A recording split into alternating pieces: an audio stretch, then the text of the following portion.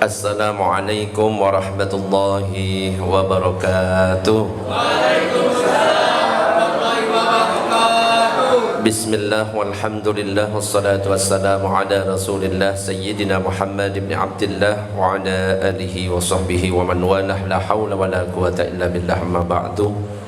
Nawayna ta'alluma wa ta'lim wa tadhakkura wa tadhkir wa naf'a wal intifa' wal ifadata wal istifada wal hatha ala tamassuki bi kitabillahi wa sunnati rasulih wa du'a ila al-huda wa dalalata ala al-khair wa batigha'a wajhillah wa radatihi wa qurbihi wa thawabihi subhanahu wa ta'ala ila hadratin nabiyil mustafa Muhammadin sallallahu alaihi wasallam. Al-Fatiha. A'udzu billahi minasyaitonir rajim. Bismillahirrahmanirrahim. Alhamdulillahi rabbil alamin. Arrahmanir rahim. Maliki yaumiddin. Iyyaka na'budu wa iyyaka nasta'in. Ihdinas siratal mustaqim. Siratal ladzina an'amta 'alaihim ghairil maghdubi 'alaihim waladdallin. Amin. Para jamaah, Bapak Ibu yang dirahmati oleh Allah, alhamdulillah pada kesempatan malam ini kita masih diberikan kesehatan, diberikan kesempatan, masih istiqomah untuk bisa bersolawat bareng, bisa ngaji bareng. Ya, meskipun yang bapak-bapaknya masih agak bimbang ini nonton pertandingan bola apa solawatan, ya. Pak Freddy aja kalau nggak dijemput ini lanjut ini, ya. Lanjut di warung kopi terus sampai 90 menit. Untungnya dijemput, akhirnya berhasil. Meskipun grundel dalam hatinya, aduh iki piro iki. Allahumma shalli ala sayyidina Muhammad.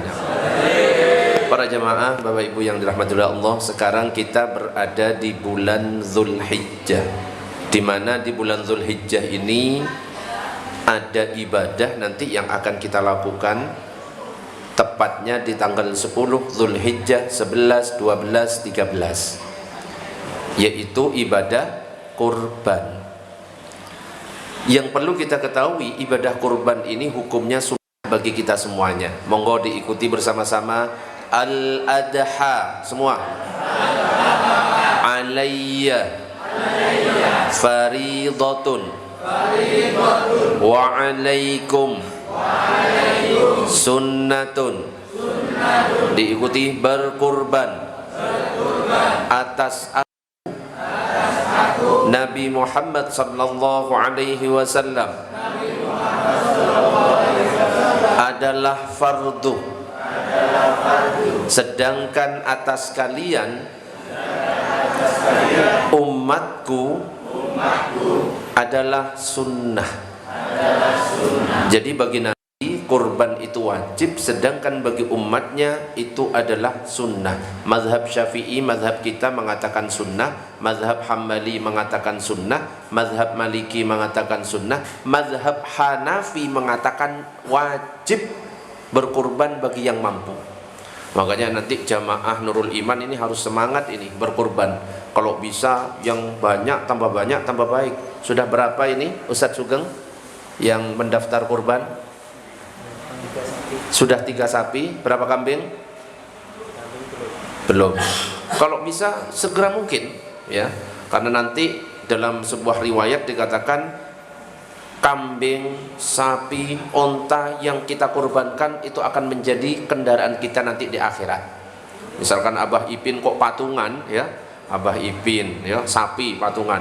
Abah Ipin, Alam, Abah Joni, Lutfi, Pak Freddy, Pak Bobby, ya. Wes boncengan nanti bertujuh, ya. Jadi kendaraan nanti itu di akhirat. Mudah-mudahan kita semuanya bisa berkurban, amin ya rabbal alamin. Dan untuk yang berkurban ada kesunahan. Mulai dari masuk bulan Zulhijjah tanggal 1 sampai tanggal 10, sampai selesai penyembelihan binatang kurban, dianjurkan tidak potong kuku terlebih dahulu, tidak potong rambut terlebih dahulu, tidak potong kumis, pokoknya motong apapun disunnahkan untuk tidak memotong. Kalau memotong gimana? Apakah sah kurbannya? Kurban tetap sah, tapi hukumnya makruh, ya. Jadi usahakan untuk tidak memotong terlebih dahulu. Dan ada anjuran di bulan Dzulhijjah ini untuk memperbanyak amal ibadah. Boleh bagi yang mampu berpuasa mulai dari tanggal 1 sampai tanggal 9. Tanggal 1 sampai 7 itu namanya puasa Dzulhijjah. Tanggal 8 itu namanya puasa Tarwiyah. Tanggal 9 itu namanya puasa Arafah. 10 Dzulhijjah itu hari raya Idul Adha. 11, 12, 13 itu hari tasyrik. 14, 15, 16-nya bisa puasa Ayyamul Bid. Yang awalnya Ayyamul Bid itu 13, 14, 15 khusus bulan Dzulhijjah, karena tanggal 13-nya nggak boleh berpuasa karena masuk hari tasyrik, digeser ke tanggal 16 menjadi 14, 15, 16. Sampai di sini bisa difahami? Nah, itu anjuran-anjuran yang bisa kita lakukan. Untuk ibu-ibu yang punya utang, cukup berniat qadha puasa saja. Gak boleh dicampur, saya qadha puasa sekaligus puasa tarwiyah, tidak sah. Saya qadha puasa sekaligus puasa Arafah, tidak sah. Cukup niatnya puasa qadha, lakukan di bulan Dzulhijjah, maka otomatis dapat. Qadhanya terbayar, Dzulhijjahnya juga ngikut. Nggih, ibu-ibu? Boleh. Waktu Arafah boleh, niatnya cukup qadha, lakukan di tanggal 9 Dzulhijjah, maka dapat qadhanya terbayar. 9 Dzulhijjah atau Arafah juga dapat. Dan yang perlu kita ingat, nanti ya kayaknya ada perbedaan antara Indonesia dan Arab Saudi. Indonesia itu hari raya Idul Adha-nya tanggal berapa? 10 Dzulhijjah-nya masuk tanggal berapa? Itu hari Senin. Kalau di sana hari Minggu, beda ya. Apa yang harus kita lakukan? Ikut pemerintah. Itu ahli sunnah wal jamaah. Di mana kita berada, ikuti apa yang diputuskan oleh pemerintah. Termasuk 9 Dzulhijjahnya, puasa Arafahnya tidak apa-apa meskipun tidak bareng dengan wukuf di Arafah. Karena puasa 9 Dzulhijjah, puasa Arafah itu bukan puasa orang yang wukuf di Arafah, bukan. Sebelum ada ibadah haji, sebelum ada orang yang wukuf di Arafah, puasa 9 Dzulhijjah atau puasa Arafah itu sudah disyariatkan. Baru haji disyariatkan kemudian. Jadi tidak ada hubungannya 9 Dzulhijjah dengan puasa dengan orang wukuf di Arafah. Meskipun namanya sama-sama puasa Arafah, yang satunya wukuf di Arafah. Jadi ikuti kalender Indonesia. Dan di tanggal 10 Dzulhijjah ada kesunahan bagi kita, sunnah muakkadah. Bahkan Nabi mengatakan wanita-wanita yang sedang haid keluar semuanya, ngumpul semuanya, ayo berbahagia, dengarkan ceramah-ceramah yang disampaikan oleh khotib saat sholat hari raya Idul Adha. Apa kesunahannya? Sholat Idul Adha. Saya tanya, sholat Idul Adha berapa rakaat? 2 rakaat. Saya tanya, kalau ada orang sholat Idul Adha kemudian gak ikut khutbah pulang, boleh atau tidak? Boleh atau tidak?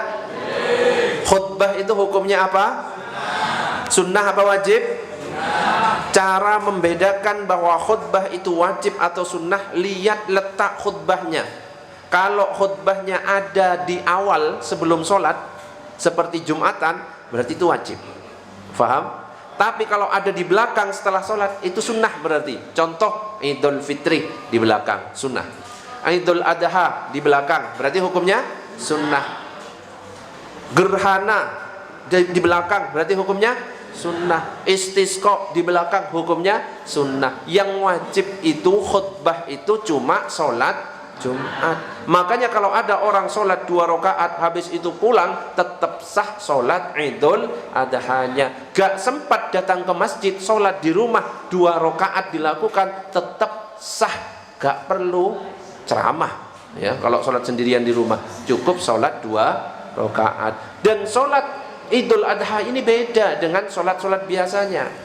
Apa yang membedakan? Yang membedakan ketika di rakaat pertama ada takbir berkali-kali. Takbir di rakaat pertama berapa kali? 7. Selain takbiratul ihram. Takbiratul ihram tidak dihitung. Allahu Akbar belum dihitung. Setelah Allahu Akbar baru membaca apa?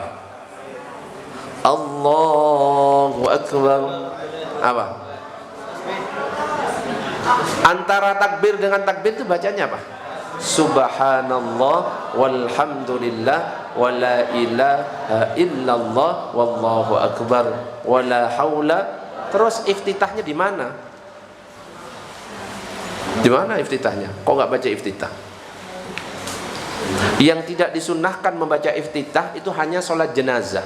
Sholat hari raya tetap disunnahkan membaca Kapan iftitahnya? Hah? Setelah 7 takbir. Doa iftitah itu hanya boleh dilakukan setelah takbiratul ihram. Gak boleh di sela-sela yang lain.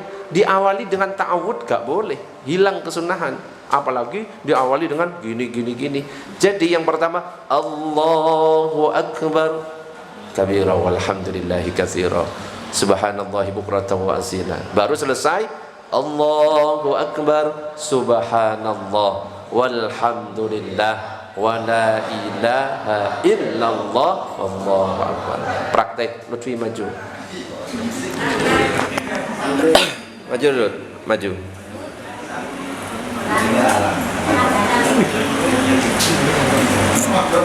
Ya ngadep apa itu lu? Ngadep yang bisa kelihatan semuanya.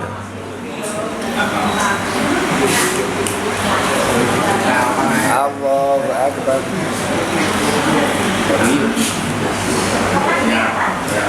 Udah?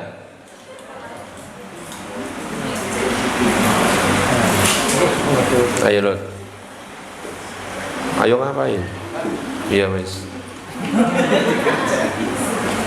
Oh, saya lihat hadis kok. Yuk. Oke, perhatikan semuanya. Niat sholat Idul Adha. Lutfi, silakan yang keras. Gak pernah sholat Idul Adha? Di dalam hati. Bersama-sama semuanya 1, 2, 3. Usal. Kok fardu sih? Yo, 1, 2, 3.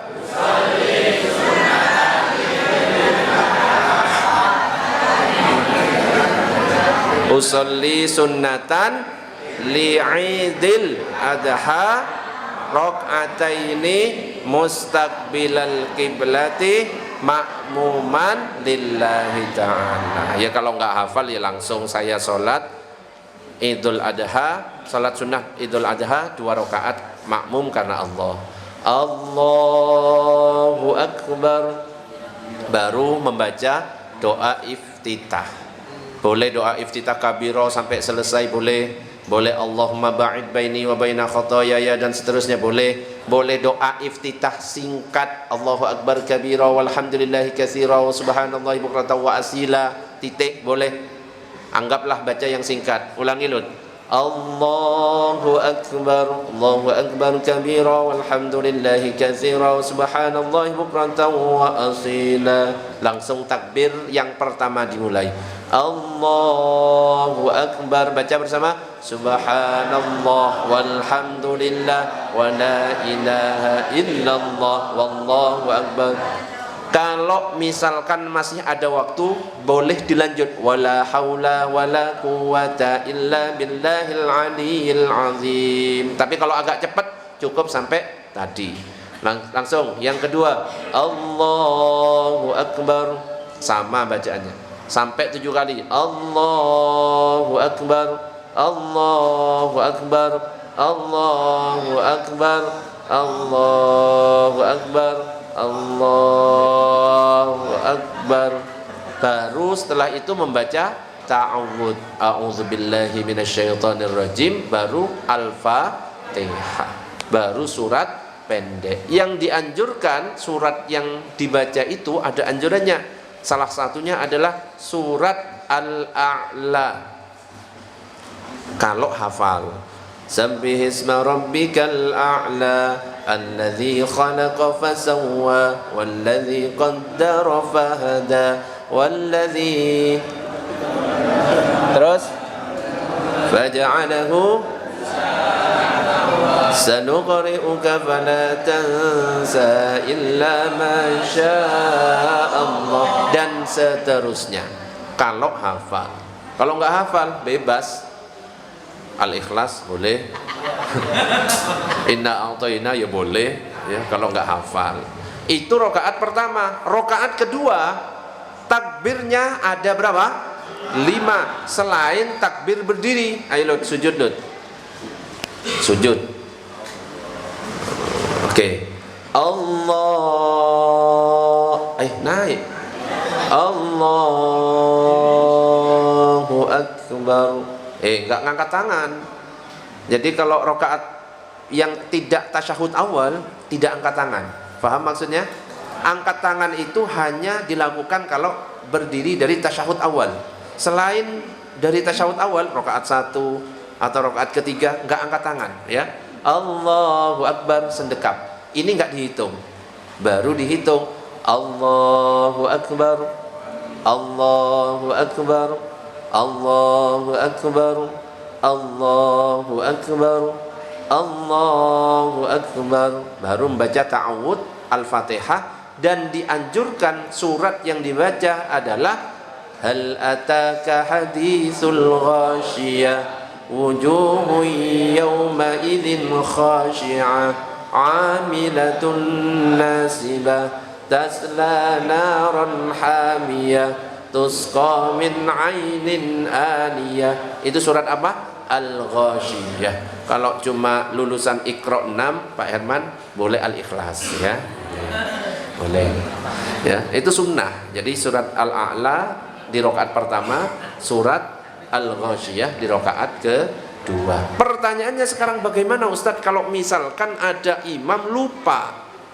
Namanya 1 tahun sekali, pasti kejadian ini mungkin lupa. Allahu Akbar. Bismillahirrahmanirrahim. Alhamdulillahirabbil. Subhanallah. Ya, kalau sudah baca Fatihah, wes biarkan. Ya, sudah bablas sudah. Ya, nanti pas dibacanya terakhir sebelum ruku, Allahu Akbar, Allahu Akbar. Mau ruku kok banyak takbirnya, enggak usah. Ya, ini hukumnya sunnah. Ustadz ini kelebihan, harusnya 7, 10. Enggak apa-apa. Ini sunnah, tapi kalau bisa dihitung 7. Berbeda saat khutbah. Kalau khutbah itu khutbah pertama 9, khutbah kedua 7. Kalau sholat rakaat pertama 7, rakaat kedua 5. Makanya khotib itu kalau khutbah Allahu Akbar, Allahu Akbar, Allahu Akbar, itu sambil ngitung itu. Allahu Akbar, Allahu Akbar, Allahu Akbar, Allahu Akbar, Allahu Akbar, Allahu Akbar, Allahu Akbar kabira, walhamdulillah. Itu ada hitungannya 9 di khutbah pertama. Khutbah kedua 7. Ada kalanya khutbah itu cuma sekali, ya. Ya, duduk. Kalau mazhab Syafi'i 2 kali. Tapi kalau misalkan Bapak Ibu ternyata ngelihat loh khutbahnya cuma sekali, sah tetap. Oke. Enggak khutbah juga sah. Kenapa? Khutbah Idul Adha itu hukumnya sunnah. Kalau seandainya kok kita bablas belum sholat Idul Adha, apakah boleh Ustadz? Karena saya di perjalanan, saya mengqadha sholat Idul Adha, boleh apa enggak? Sholat Idul Adha diqadha boleh apa enggak? Ragu. Sholat Idul Adha itu waktunya mulai dari terbitnya matahari sampai duhur. Kalau sudah azan duhur hilang. Ternyata karena kita perjalanan, nyampenya asar. Ya, nyampe jam 3 jam 2 sebelum asar. Boleh enggak sholat Idul Adha diqadha? Boleh diqadha, ya. Qadha sholat Idul Adha. Dan ini dijelaskan dalam kitab Al-Majmu' Syarhul Muhadzab, dijelaskan oleh Imam Nawawi bahwa as-sahhuhuma yustahabbu. Yang paling benar adalah kalau kita ketinggalan sholat Idul Adha karena kelewat, karena apa dan lain sebagainya, boleh diqadha. Niatnya saya sholat qadha Idul Adha 2 rakaat karena Allah, nggak usah pakai khutbah, sholat aja di rumah. Bisa dipahami semua? Allahumma shalli ala sayyidina Muhammad. Baru kalau misalkan sudah selesai sholat 2 rakaat selesai, khutbah 2 khutbah sudah selesai. Nah, waktu yang paling afdol untuk nyembelih kurban setelah sholat dan 2 khutbah. Waktunya itu. Saya tanya, sejarah kurban pertama kali itu sebenarnya terjadi kapan? Di zamannya Nabi? Nah, itu jawaban yang salah. Saya ulangi, Nabi Ismail itu anaknya Ibrahim. Coba saya tanya, sejarah kurban pertama itu terjadi di zaman Nabi Adam. Jadi pertama itu sudah ada kurban di zaman Nabi Adam. Jadi Nabi Adam dan Siti Hawa itu dikaruniai 2 pasang anak kembar. Pasangan pertama, kembaran pertama namanya Qabil dan Iklimah. Ini ganteng cantik. Qabil ganteng, Iklimah cantik. Pasangan kembar yang kedua namanya Habil Labuda. Habil enggak begitu ganteng, Labuda enggak begitu cantik. Turun perintah dari Allah, "Hei Adam, nikahkan secara silang." Disilang, Qabil yang ganteng disuruh nikah dengan Labuda yang tidak begitu cantik. Habil yang tidak begitu ganteng disuruh menikah dengan Iklimah yang cantik. Kalau Habil, ya siap-siap aja. Qabil yang gak terima. Masa saya kok disuruh nikah sama Iki? Saya lebih berhak untuk menikah dengan Iklimah karena saya ganteng. Gitu. Bingung namanya Nabi Adam dan Siti Hawa. Bapaknya bingung. Akhirnya turun petunjuk dari Allah. Coba, siapa yang diterima kurbannya, nanti dia yang berhak menikah dengan Iklimah. Suruh berkorban. Maka berkorban semuanya. Qabil ini adalah petani, menyiapkan hasil pertaniannya. Yang Habil itu peternak, menyiapkan hasil ternaknya. Qabil yang petani menyiapkan hasil pertanian, tapi yang jelek semuanya. Buahnya busuk, daun-daunan yang disiapkan kering, pohon-pohonnya jelek, semuanya jelek, dipersembahkan. Yang Habil nyiapkan kambing, gibas, jantan, bertanduk, warna putih, pakai tato. Ya nggak pakai tato juga ya, sing keren, gagah, nggak ono tato ya. Kambing, gibas, jantan, warna putih, bertanduk. Makanya yang afdol itu warnanya putih, bertanduk, ya. Kambing gibas yang gemuk, ya. Disiapkan. Ternyata singkat cerita yang diterima adalah korbannya Habil. Korbannya Habil itu diangkat oleh malaikat Jibril, disimpan di langit. Baru nanti akan diturunkan ketika Nabi Ibrahim bermimpi 3 kali untuk menyembelih putranya. Pertama Nabi Ibrahim ragu, wah jangan-jangan ini dari setan. Ibrahim, sembelih Ismail. Padahal Nabi Ismail itu anak yang ditunggu-tunggu, sudah usia 80 tahun baru punya anak. Ya, seusia Abah Ipin, saya belum punya anak. Dulu Nabi Ibrahim. Ya. Kalau Abah Ipin kan, kalau Nabi Ibrahim belum punya anak. Kalau Abah Ipin belum punya istri.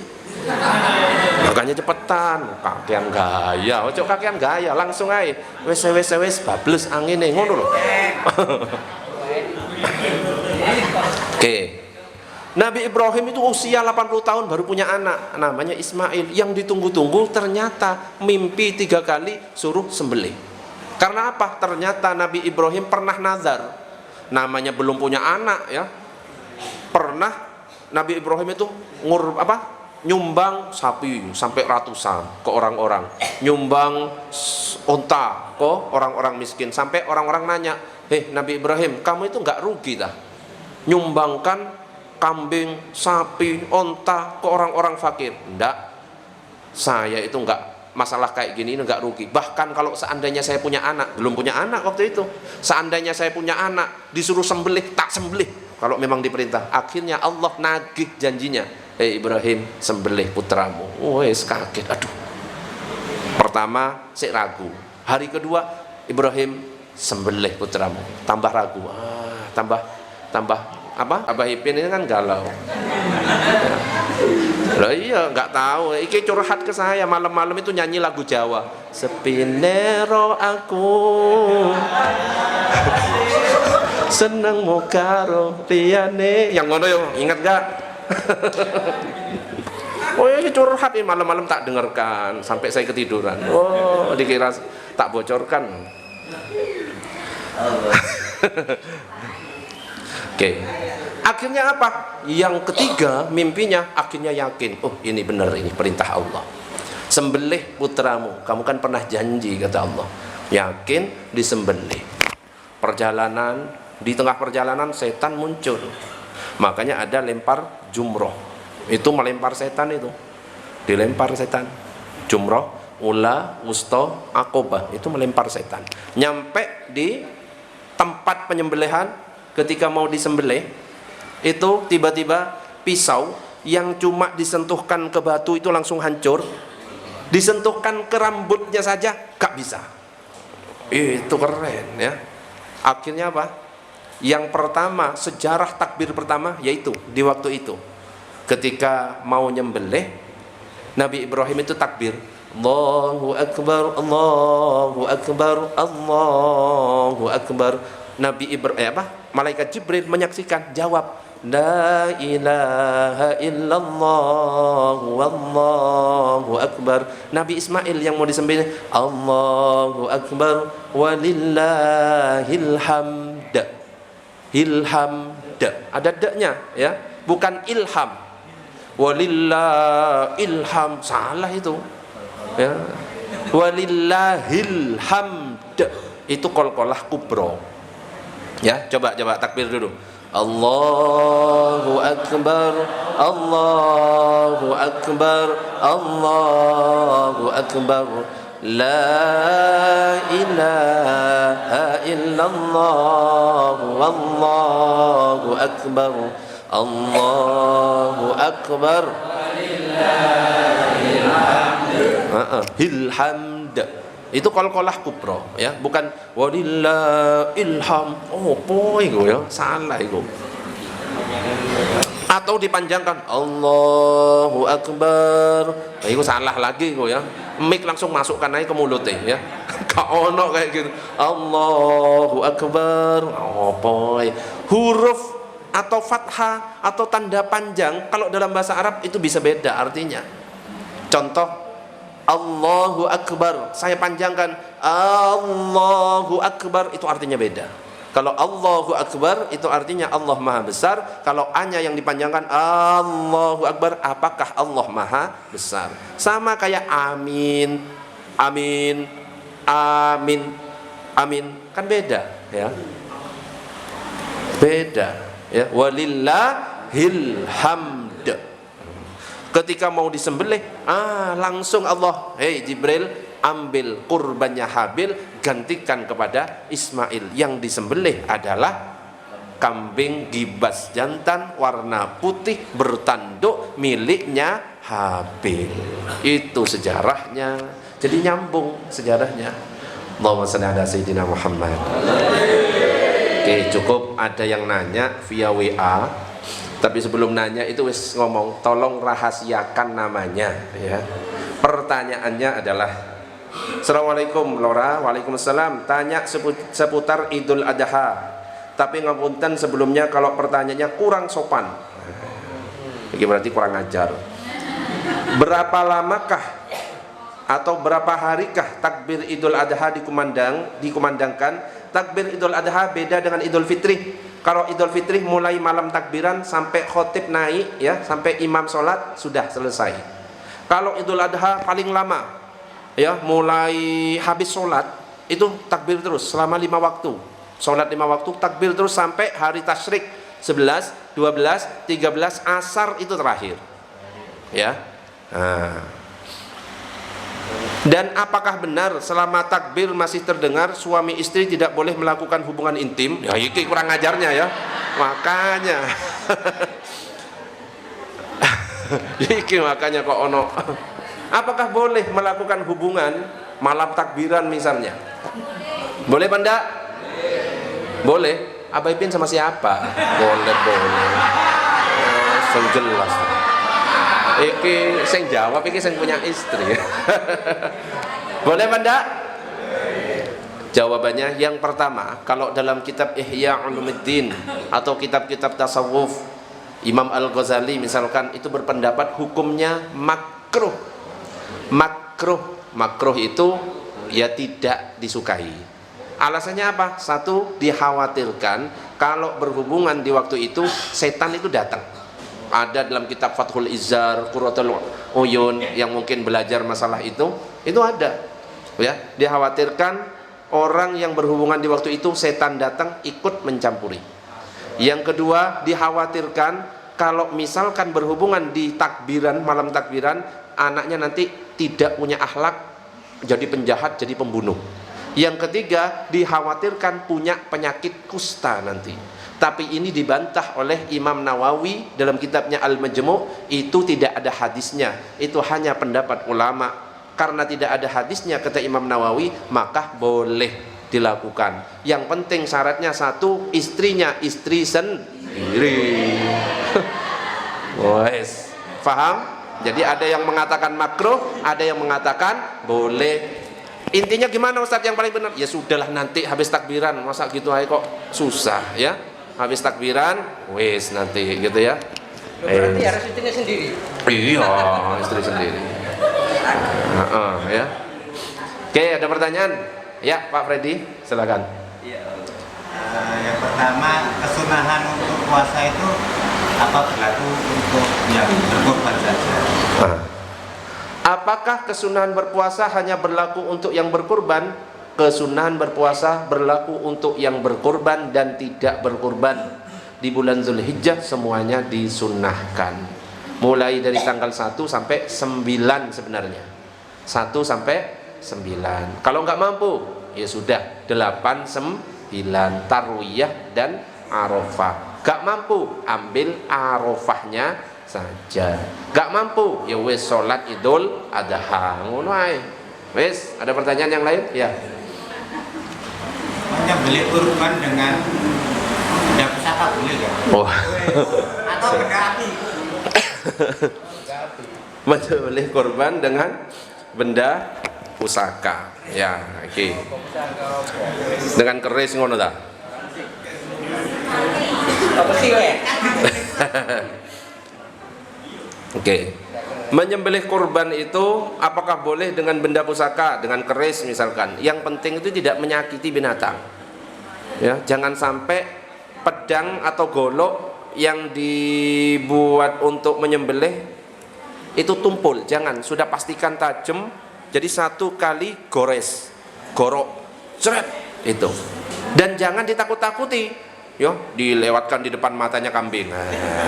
Itu dosa itu. Jangan main-main, meskipun binatang itu ya dredeg ya. Jangan dilewat-lewatkan, diletakkan di depannya sapi. Wih, ya apa perasaannya kan?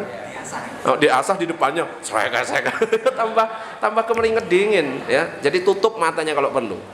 Ya. Bagaimana kalau misalkan dengan cara ditembak? Boleh apa enggak kalau cara ditembak?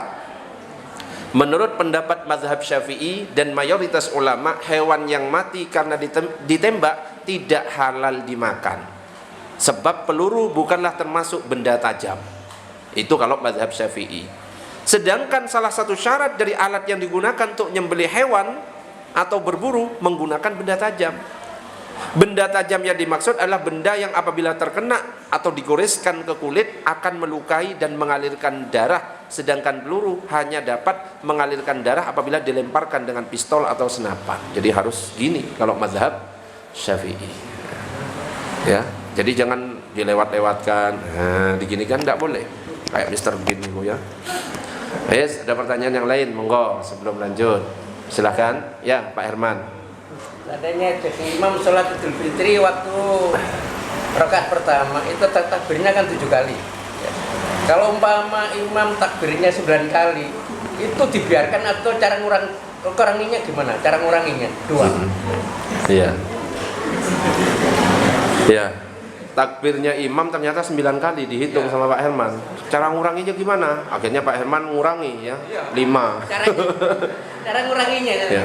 Jadi biarkan saja. Ya Allahu Akbar, mungkin salah hitung. Ya. Pak Herman itu diem aja, nggak ngangkat tangannya, itu tetap sah. Ya kalau Pak Herman sudah ngitung 7, loh kok lebih? Ya diem aja. Allahu Akbar, biarkan aja ya. Jadi dibiarkan karena itu cuma masalah kesunahan. Ini imamnya yang, loh kok 9 cara nguranginya gitu. Lah iya nggak bisa, nggak usah dikurangi. Pak Herman juga sebagai makmum diem aja. 9 tanggung 10 bisa gitu. Nggak usah, mungkin salah hitung gitu aja, nggak apa-apa. Atau lupa, ya biarkan, ya jangan malah diomongin, wih imami lo nggak takbir, oh akhirnya imamnya pas nggak mau ngimami lagi. Ya. Oke, ada pertanyaan yang lain, silakan Bu Bibit.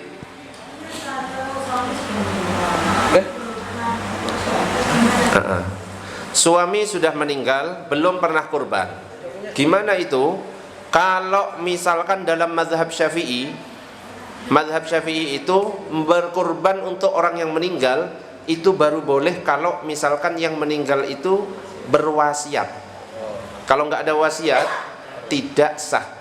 Tapi kalau mazhab yang lain seperti mazhab Maliki, Hambali, Hanafi boleh meskipun tidak ada wasiat. Makanya untuk panitia kurban kalau tiba-tiba ada yang berkurban atas nama almarhum ini, almarhum ini, almarhum itu boleh, terima saja. Boleh misalkan Bu Bibit mau mengorbankan siapa yang meninggal, boleh langsung almarhum ini, nyampe pahalanya. Oke, ada pertanyaan yang lain, silahkan di grup.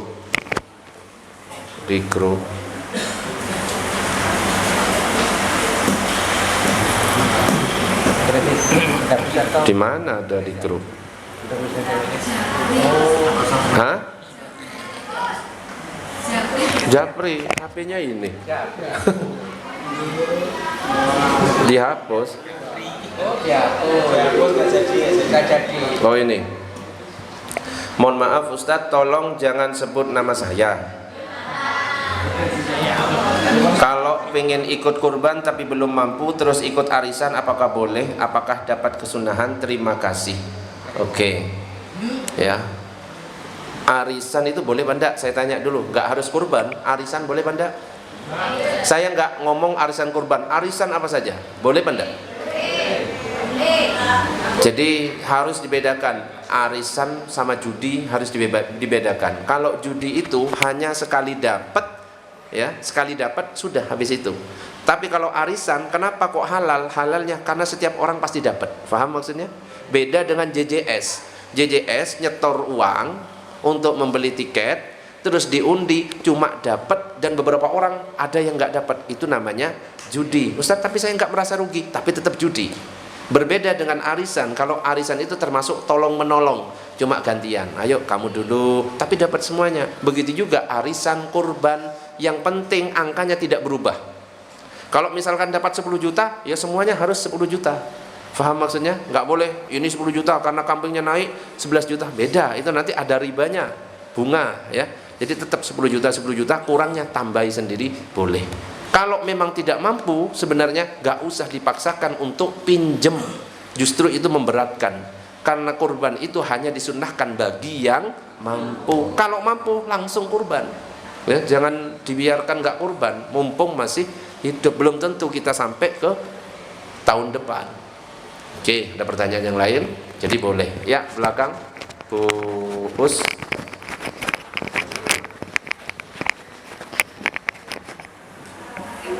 Tidak perlu disebutkan namanya, boleh, silakan Bu Us.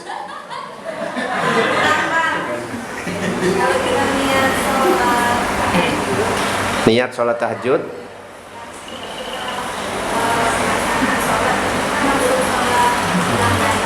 Sholat sunnah yang lain,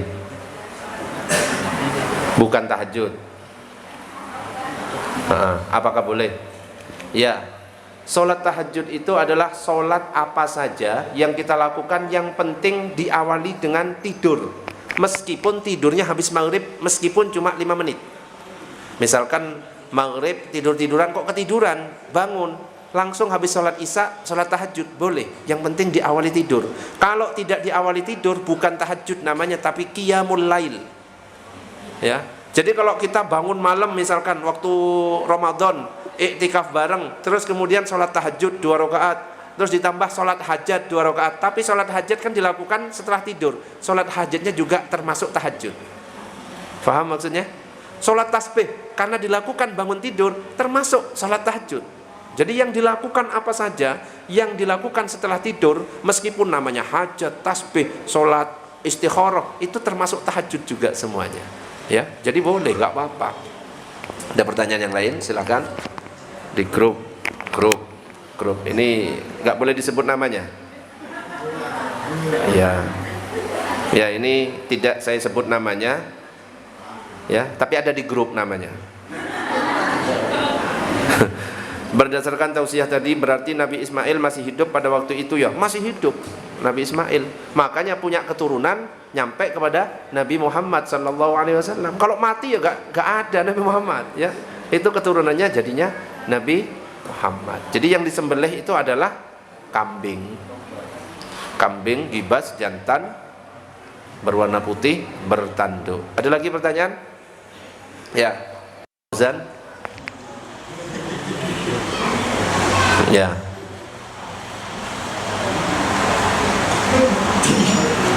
Dinyalakan. Nah. Kalau kita berkorban Ustaz, tapi itu bukan pakai uang kita. Jadi misalnya saya di keluarga saya, terus habis itu yang bayarin korbannya itu ayah, tapi atas nama saya. Nah itu termasuk korban saya apa korbannya ayah? Iya. Di atas namakan Fauzan. Apakah korbannya ayah atau korbannya Fauzan? Kalau di atas namakan Fauzan dengan izin Fauzan maka termasuk korbannya Fauzan. Kalau dalam mazhab Syafi'i tidak boleh atas nama keluarga. Dalam mazhab Syafi'i gak boleh atas nama keluarga. Keluarga Pak Sugi gak boleh. Cuma satu kambing untuk satu. Ini mazhab Syafi'i. Satu sapi 7 orang. Satu onta 7 orang. Beda dengan mazhab Maliki. Kalau mazhab Maliki boleh satu keluarga. Jadi kalau misalkan ada yang berpendapat ini keluarga ini, itu berarti pakai pendapatnya mazhab Maliki atas nama keluarga dengan syarat tinggal serumah dalam satu nafkah dan punya hubungan kekerabatan. Tapi kita mazhab Syafi'i satu kambing satu orang. Jadi tetap namanya Fauzan. Fauzan ketika kambingnya disembelih, niatkan langsung, saya hadiahkan pahalanya juga untuk bapak saya, ibu saya, adik-adik saya dapat juga pahala kurban. Ya, jadi bisa. Yang kurban lihat ketika berkurban, niatkan saya hadiahkan pahala saya untuk Abah Joni, untuk Pak Herman, untuk Ustadz, untuk Gus Enji, untuk Abah Ipin, untuk jamaah Al-Anwar semuanya, dapat semuanya. Faham? Tapi kalau nggak diniatkan, cuma dapat satu orang sendiri. Itu namanya sunnah kifayah. Jadi dalam mazhab Syafi'i ada sunnah ainiyah, ada sunnah kifayah. Guys, ada pertanyaan yang lain? Ya. Kalau atas nama perusahaan, atas nama perusahaan itu kalau dalam mazhab Syafi'i tidak mencukupi, kecuali di atas namakan satu orang direktur perusahaan, kemudian ketika disembelih saya hadiahkan pahalanya untuk karyawan saya satu perusahaan, dapat semuanya sama. Kalau nerima nggak apa-apa, tapi bukan kurban itu cuma sembelihan sunnah biasa ya. Kalau ini atas nama perusahaan ya wes sembelih aja ya, yang penting halal. Meskipun orang non muslim tiba-tiba ini sembelih saja, yang penting yang nyembelih orang Islam halal ya, tapi dia nggak dapat pahala karena non muslim. Ada pertanyaan lain? Ya Ustaz, ya. Kan biasanya kalau satu sapi 7 orang itu kan katakanlah 3.600.000. Tapi kalau umpama misalnya sudah kemampuannya, kamu boleh 1,5 juta, nanti lainnya ini lebih besar, itu boleh nggak model begitu? Ya nggak boleh. Nggak boleh ya? Yang lain dirugikan, nggak boleh. Apa hukum daging yang dikasih pada dasar pembeli? Misalnya yang saya beli kambing kurban suka kasih pak. Bagaimana hukumnya memberikan kepada jagal ya, tukang sembelih? Boleh sebagai bagian, tapi bukan sebagai upah. Tapi kalau ngomongnya ini upah buat kamu ya, tidak sah langsung. Tapi kalau ini bagian kamu, boleh. Akad itu penting ya. Orang yang nikah sama orang yang berzina caranya sama, tapi yang membedakan halal atau haramnya itu adalah akad. Qabil tuh, ayo Mbak Ipin, ayo tak ajari mumpung sekarang. Qabil tuh nikahaha wa taswijaha bil mahril mazkur. Oke, sah sama alam. sahnya sama alam. Itu yang membedakan, ya. Padahal caranya sama. Ya, sama juga. Ini penting, ibu-ibu, ketika masak jangan langsung ngambil terus tiba-tiba habis disembelih diambil, dimasak, dibagi ke panitia. Itu tidak sah langsung kurbannya. Hati-hati, harus ditentukan ini bagiannya siapa. Oh, ini bagiannya Ustadz Sugeng, masak. Loh, harus ada gitu. Oh, ini bagiannya Pak Bobi, masak. Jadi harus kepemilikannya jelas. Ini bagiannya, meskipun cuma formalitas. Karena apa? Kurban harus dibagikan dalam keadaan mentah. Beda dengan akikoh. Kalau akikoh dalam keadaan matang, habis sholawatan lama, ya kan? Terus dikasih sate. Akikoh itu, ya. Ya coba bayangkan, wis sholawatan 2 jam dikasih daging mentah, ayo Pak. Emosi, ya kan? Makanya sate kambing mentah, kok mentah, matang, ya. Tapi kalau kurban dalam keadaan mentah, makanya nggak boleh langsung dimasak terus dibagikan, berarti itu membagikan dalam keadaan matang. Harus jelas dulu, oh ini punya Pak Herman yang dimasak, oh berarti kan sudah dibagikan ke Pak Herman dalam keadaan mentah, kemudian dimasak, baru boleh dimakan. Gitu caranya. Yang langsung diambil kemudian dimasak itu nggak sah, kasihan itu jamaahnya itu, tanggung jawab panitia. Oke, ada pertanyaan yang lain? Oke, kemudian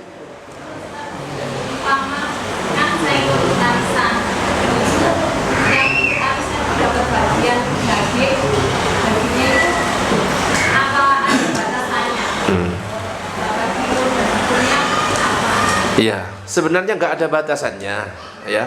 Aturannya, anjurannya sebenarnya kurban itu disembelih sendiri. Anjurannya kurban disembelih sendiri bagi laki-laki, bagi perempuan nyuruh orang, jangan sembelih sendiri. Dan pembagiannya 1/3 untuk keluarga, 1/3 untuk tamu, 1/3 untuk fakir miskin. Kalau kita nitip ke panitia, itu sebenarnya secara tidak langsung saya pasrah tentang penyembelihannya, tentang pembagiannya.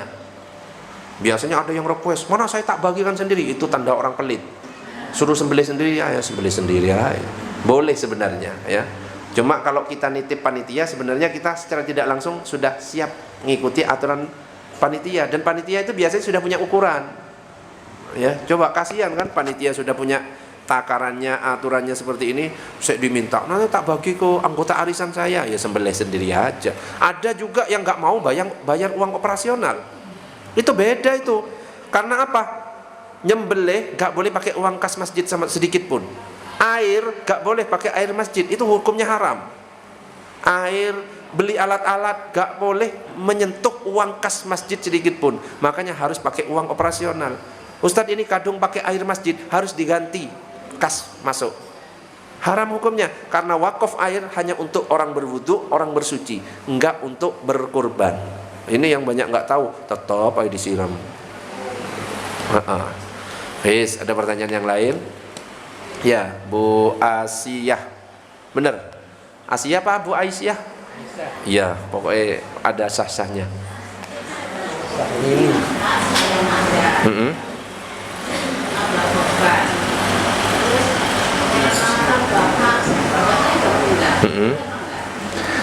Berkorban atas orang yang meninggal boleh apa enggak? Boleh, ya. Atas nama almarhum bapak ini boleh. Langsung aja nama almarhum siapa, ya. Siapa? Yang nggak boleh ikut makan itu kurban wajib. Nazar apa enggak? Bernazar. Bu Aisyah bernazar. Kalau bernazar nggak boleh ikut makan. Jadi saya kalau anak saya diterima di SMA ini, saya akan berkurban. Itu namanya kurban wajib. Nggak boleh ikut makan sedikit pun. Harus diberikan kepada fakir miskin. Nggak boleh ke orang kaya. Makanya panitia kalau tahu ini kurban wajib harus dipisah, kasih fakir miskin semuanya. Tapi boleh ngambil kurbannya orang, ya, boleh ngambil. Ya, boleh atas nama almarhum. Kalau cuma ngicipi bumbunya. Ngicipi bumbunya kan nggak apa-apa, cabai. Ya, ya, monggo.